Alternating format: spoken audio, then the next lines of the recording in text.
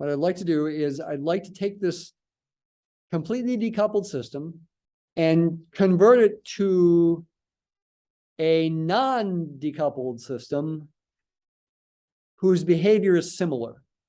And the reason I'm doing this is it's going to relate to eigenvalues and eigenvectors and coordinate changes, which is going to be a big deal next week. So this is going to help you for next week as you get into next week's content. Here's the coefficient matrix. I'm calling it D here, lowercase d, because it's diagonal.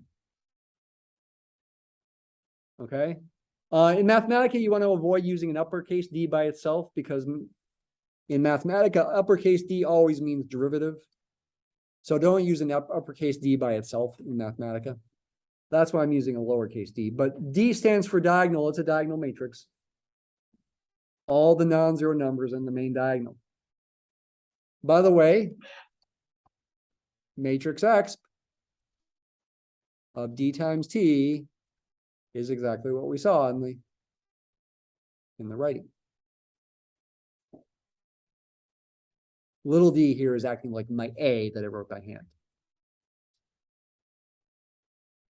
What I'd like to do now is create another matrix that I'm going to call P, because it's traditional to call it P. That's going to be a change of coordinates matrix. What should I pick? There's lots of things I could pick for P. However, the calculations turn out to be easiest if P has a determinant of 1. So on purpose, just to make the calculations work out nicer, I'm going to pick P to have a determinant of 1. Oh, how about this matrix? But do notice I'm also picking it to be a matrix with no zeros, just for the sake of that kind of example. So that's a matrix with no zeros, but its determinant is 1, which does mean that its inverse is simple to find and in fact doesn't involve any fractions. Right? If the determinant is 1, 2 minus 1 is 1. The inverse matrix, P inverse, is going to have a 1 over 1 in front, so just a 1.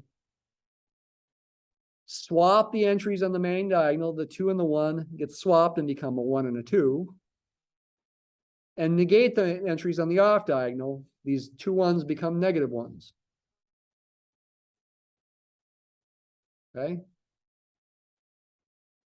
Now what I'm going to do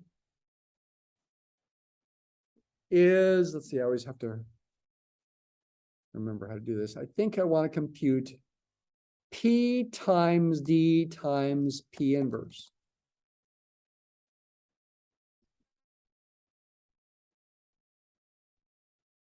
By the way, I think I mentioned this once, but I'll mention it again right now. When you use a Mathematica command, the typical thing to do is to put it in front and use square brackets on what you are having it act on. But you've seen me do this sometimes, like with //N. You can also do this.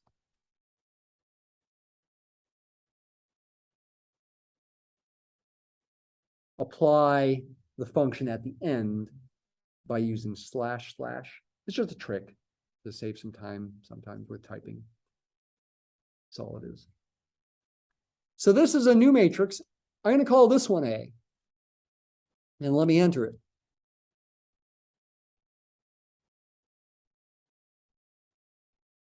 I claim this matrix A has a lot of the same properties that D does. D was the original matrix, this one, which was the matrix for our linear system, what we called A before. Right there, same matrix. Now I'm just calling it D because it's diagonal. I claim when I compute this new matrix, just do it on Mathematica, P times D times P inverse. In Mathematica, when you do matrix multiplication, you have to use periods, not stars. Do not put stars in here. That'll do the wrong thing. Put periods. That does matrix multiplication. I claim A has a lot of the same properties that D does. For one thing, its determinant is the same. What's the determinant of D? It's diagonal, multiply the numbers in the main diagonal. 1 times -2 is -2. I claim this matrix has a determinant of -2. Yep. Of course, you can do that in your head too. -4 times -5 is -20. Minus -18. -20 plus 18 is -2. That's one property they share, is the same determinant. Another property they share is they have what are called the same eigenvalues. What are eigenvalues? Oops. Eigenvalues D, first of all, the eigenvalues of a diagonal matrix are in fact the numbers on the main diagonal, 1 and -2.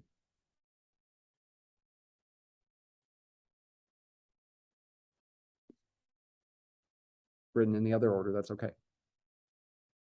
I claim this non-diagonal matrix A has the same eigenvalues. Though I haven't told you what eigenvalues are, except for the diagonal matrix. Same eigenvalues. If I chose a different matrix for A, like made this 4 or 7, I'm sure they'd have different eigenvalues. Probably they're irrational numbers. Yeah. See that? I just confirmed it. Let's go back to the original matrix, though. It's got the same eigenvalues. What do those eigenvalues correspond to? Well, for the diagonal case, yeah, they are the numbers on the main diagonal, 1 and -2. They also correspond in the matrix exponential to the coefficients of t in these powers of e. Does the same thing happen for a non-diagonal matrix? Kind of. Let's see it happen here. Kind of, but you will see coefficients of 1 and -2 in the matrix exponential for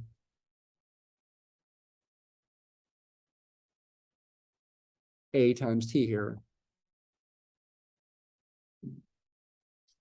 Though it'll also be more complicated in the fact that every entry will be non-zero. But do look at that, and you see in those powers of E, the coefficient of T is either -2 or 1. It's not an accident. It's related to the fact that these eigenvalues are -2 and 1.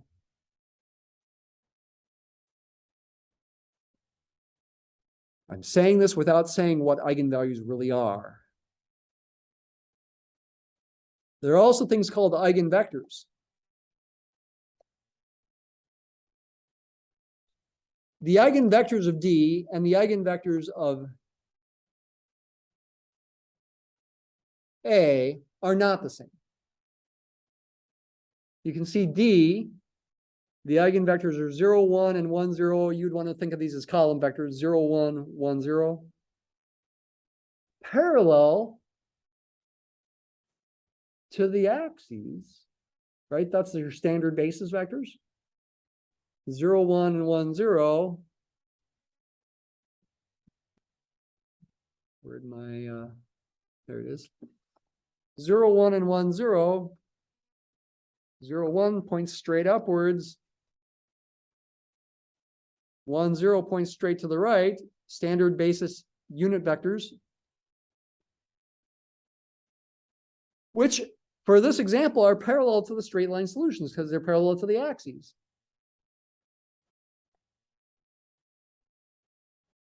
The eigenvectors for this A are not the same. 1, 1, and 2, 1.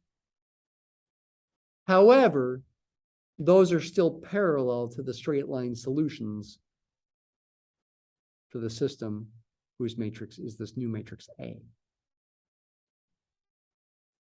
Let's see if we can use stream plot to believe that.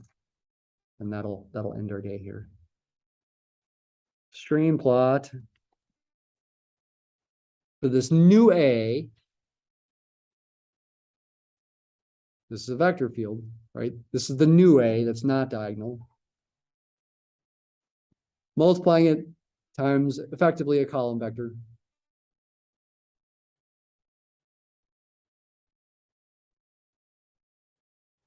So what we should see here, if what I said a minute ago is right, is we should see a phase plane with solutions where the straight line solutions are parallel to these two vectors. That might be, these vectors are not too far away from each other. The angle is fairly small. So it might be a little hard to see, but let's see if it seems reasonable.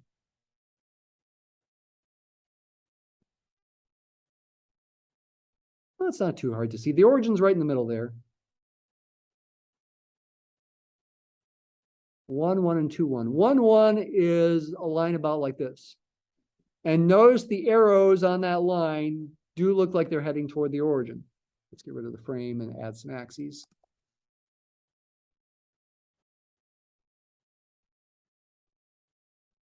It's not a perfect picture. The origin is an equilibrium point.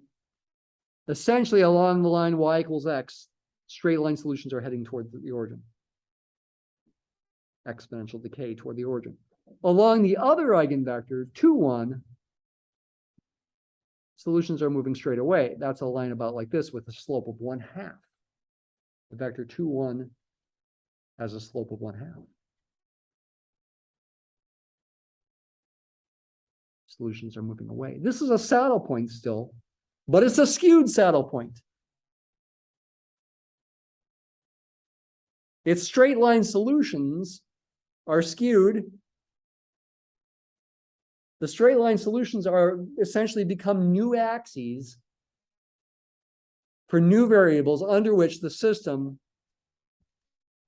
if you do it without making a mistake, becomes equivalent to the original system, becomes completely decoupled.